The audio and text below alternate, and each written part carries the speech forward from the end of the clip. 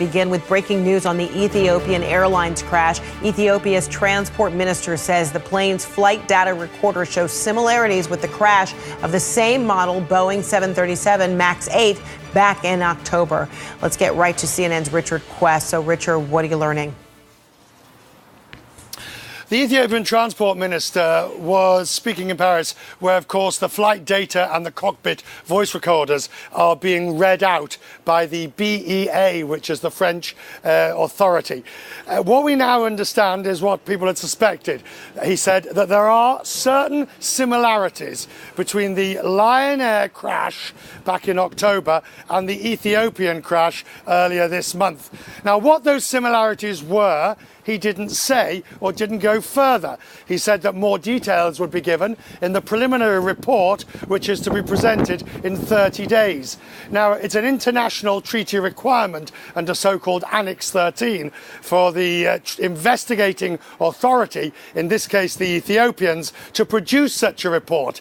The prelim report is usually quite simple. It gives you some very basic facts about what happened to the flight, what they know about it, but it also gives you a window into what the investigators believe might be the cause or the areas they're looking at. So, Frederica, most certainly tonight we're talking about these similarities, and by that I'm assuming those similarities are the pitch of the aircraft and the altitude variations that took place and the speed of both flights. The Ethiopian flight failed to gain speed very similarly to the other one. We await further details, but it is an important development.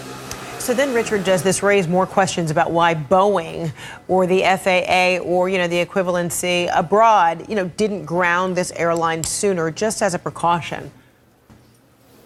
Yes, absolutely. Now, the FAA said back earlier in the week, when they weren't grounding, there was no data. There was no hard data upon which they had reason to ground.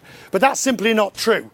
The coincidence and similarities alone were reason enough for the British, the Germans, the Australians, the Chinese, the list goes on and on. All these other organizations found the mere similarities alone without further evidential data to ban the plane. The FAA chose in those circumstances to take a purely data-driven approach, and they boasted about it in their announcements. Well, there will be those who will say, no, they should have taken a common sense approach. And there was sufficient evidence for many reputable organizations to ban and to ground the planes. And the FAA should have been more open to the prospect of the similarity. And making way for the use negligence might be used in any kind of legal challenges that may be upcoming.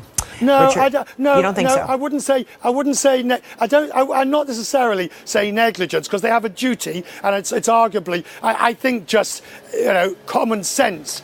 The FAA. It's difficult to understand, Frederica, why the FAA was so stubborn in sticking to their position when everybody else was saying the opposite. That, of course, will be the issue. We shall see. All right, Richard Quest, thank you so much.